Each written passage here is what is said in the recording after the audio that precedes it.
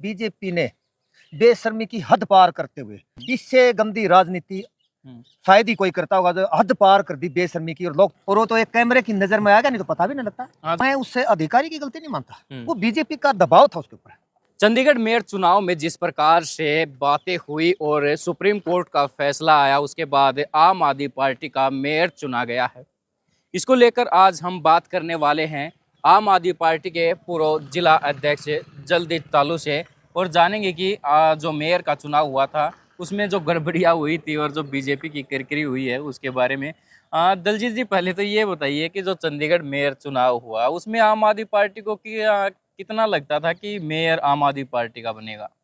नहीं, वो तो क्लियर था हमारा आम आदमी पार्टी का मेयर बनना उस टाइम, लेकिन बीजेपी ने बेशर्मी की हद पार करते हुए हमारे 8 जो पार्षद थे उनके गलत निशान लगा के और अपना मेयर चुन लिया।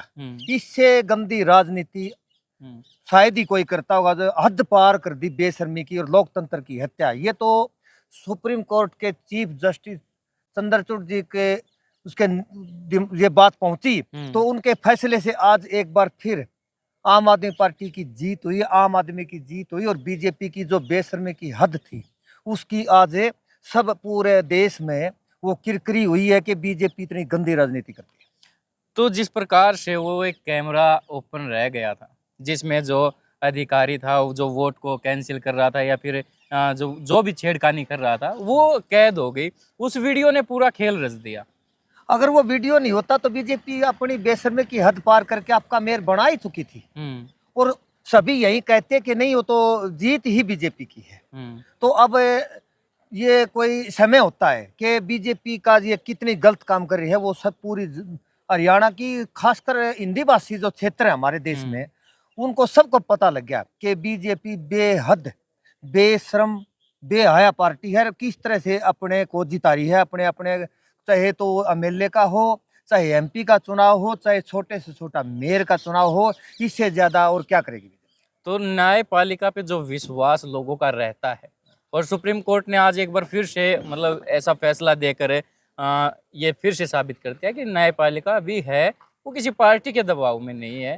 तो पहले चाहे कांग्रेस के नेता हो चाहे आम आदमी पार्टी, वो भी कहते थे कि बीजेपी ने सब पर लगाम लगी हुई है। तो इस फैसले के बाद न्यायपालिका पर कितना विश्वास? न्यायपालिका तो एक सबसे मतलब विश्वसनीय चीज है, इससे ऊपर तो कुछ है ही नहीं इस दुनिया में। राजनीति कुछ नहीं होती इसके आगे। अगर न्यायपालिका में न्याय करने वाला अगर सही बैठा है तो समझो सही फैसला होगा, और वो करके दिखाया है। सुप्रीम कोर्ट के जज साहब ने मतलब बिल्कुल करके दिखाया कि बे लोकतंत्र की हत्या नहीं होने देंगे हम। उन्होंने बोला भी है कि बीजेपी ने जो ये किया है उनके ऊपर केस भी करवाया है कि उसको उठाओ और उसके ऊपर केस करो। ये तो बिल्कुल लोकतंत्र की हत्या थी, और वो तो एक कैमरे की नजर में आ गया, नहीं तो पता भी नहीं लगता। हाँ, जो वहाँ पे अधिकारी थे उन्होंने शायद कल या परसों अपना रिजाइन भी दे दिया था। पहले रिजाइन दे दिया था, उसको पता लग गया था ना कि आपको वहाँ पे एससी पर जाना है, उससे पहले रिजाइन दे दिया। तो अधिकारियों पर इस तरह के लगाम लगाना सरकार द्वारा, चाहे वो कोई भी सरकार रही हो, लेकिन हाल ही में बीजेपी है, तो अधिकारियों पर इस तरह से शिकंजा कसना कितना मतलब क्या मानते, कितना गलत है? ये तो बहुत गलत है। मैं उससे अधिकारी की गलती नहीं मानता, वो बीजेपी का दबाव था उसके ऊपर।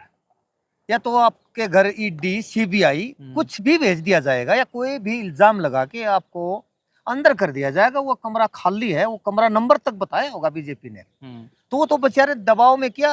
अब बीजेपी का क्या है, उसे केस बनया या कुछ भी होगा या उसको इस्तीफा देना पड़े, वो तो एक अफसर के ऊपर हुआ ना। और काम ये कर रही थी बीजेपी, तो इससे भ्रष्ट, इससे गंदी और क्या राजनीति हो सकती है। बात करें आगामी चुनाव की 2024 की, तो बीजेपी कहती है कि 400 पार एनडीए के गठबंधन को मिलाकर 400 पार चाहिए। ये तो 400 पार हर बार नारा लगाती है, ये कभी भूल गई, ये मत कह दे ये 500 से पार लेंगे या पूरी से भी एक ज्यादा ले जाएंगे।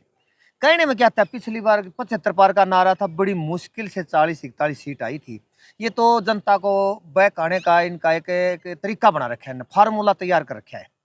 तो ऐसा कुछ नहीं है। बीजेपी की जो भ्रष्ट राजनीति थी उसका इस बार पता भी लग गया। ये तो बिल्कुल ताजा उदाहरण है कि लोकतंत्र की हत्या किस तरह की जाती है, और ये सभी को पता भी लग गया। तो हरियाणा में आम आदमी पार्टी 2024 विधानसभा में क्या नारा देगी, कितनी बार जाएंगे?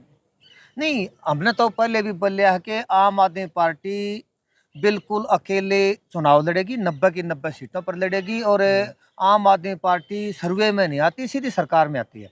हम तो बिल्कुल एक तरफा हमारी जीत होगी और सरकार बनाएंगे। और बिल्कुल निष्पक्ष आम आदमी पार्टी राजनीति करती है। दिल्ली में देखो, पंजाब में देखो, हम जो भी वायदे करते हैं वो हम पूरे करते हैं। तो आजकल सब पढ़े लिखा ज़माना है, सोशल मीडिया का है। तो जो हमारे नौजवान साथी हैं, माताएं बहनें हैं, उनको हर घर तक हमारा फर्ज है भी आवाज़ पहुँचाने का कि आम आदमी पार्टी आएगी तो बहुत अच्छी राजनीति करती है। और क्या क्या ये काम करती है भाई, महिलाओं का किराया हो, 1000 रुपये महीना हो, या बुजुर्गों की तीर्थ यात्रा हो, शिक्षा फ्री हो, अगर कोई गरीब है उसका भगवान ना करे को बीमार हो उसका इलाज फ्री हो, तो ये काम आम आदमी पार्टी करती है। और तो कोई कर नहीं रहा, तो जनता नहीं देख रही क्या भाई? हमने आम आदमी ही, हमारे माननीय मुख्यमंत्री दिल्ली के अरविंद जी चाहिए, क्योंकि वो उन्होंने एक राजनीति की दशा और दिशा बदलने का काम किया है। तो हरियाणा में आप कह रहे हैं कि सरकार आएगी, सर्वे में नहीं, सीधे सरकार में सीधे आते हैं। सरकार। तो दलजीत तालुक का कहाँ से नंबर पड़ने वाला है? मेरा ऐसा है, वैसे तो ये काम पार्टी का है, मेरी खुद की इच्छा भिवानी से लड़ने की। मैं 100% भिवानी से चुनाव लड़ूंगा। और आदमी राजनीति में क्यों आता है? चुनाव लड़ने के लिए चुनाव आता है। लड़ने के लिए तो मेरी भी इच्छा है, मैं भिवानी से विधानसभा का चुनाव लड़ूंगा। कैसे काटेंगे?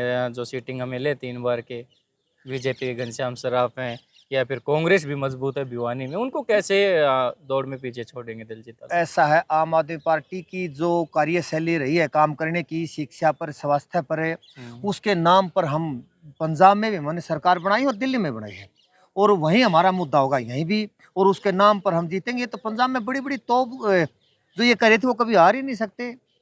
आज उनके घर में एक भी एमएलए नहीं है। तो आम आदमी पार्टी की और दलजीत तालुक की भिवानी से कोशिश पूरी है? बिल्कुल 101% कोशिश।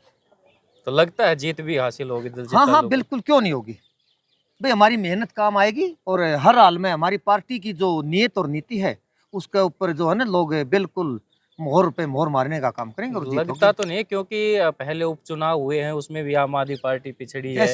ये समय समय की बात है। पहले तो आपको पंजाब में भी नहीं लगता था, हमारे सर्वे में भी नहीं था कि इतनी सीट आएंगी।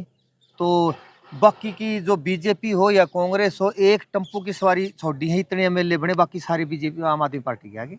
चलो, बहुत बहुत धन्यवाद। ये थे दलजीत तालुक, आम आदमी पार्टी के पूर्व जिला में अध्यक्ष रह चुके हैं और इसके साथ ही तमाम जो सामाजिक कार्य हैं उनमें जुड़े रहते हैं।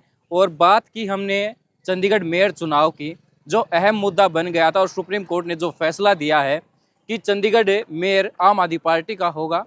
और अब बीजेपी की जो किरकिरी हुई है इस पूरे मामले में, ये हर जुबां पर है।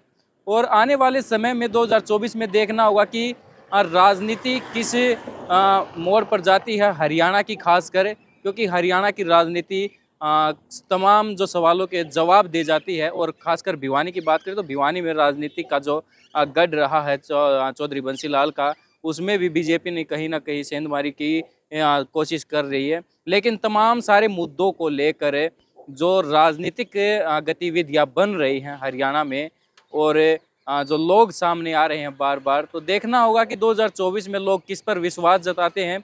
उसमें बीजेपी होगी, कांग्रेस होगी, जेजेपी होगी, आम आदमी पार्टी होगी, या फिर आईएनएलडी, या फिर जो दूसरी छोटी पार्टियां हैं वो होंगी। आप देख रहे थे भिवानी तक और दा हरियाणा। मेरा नाम है अमन कुमार।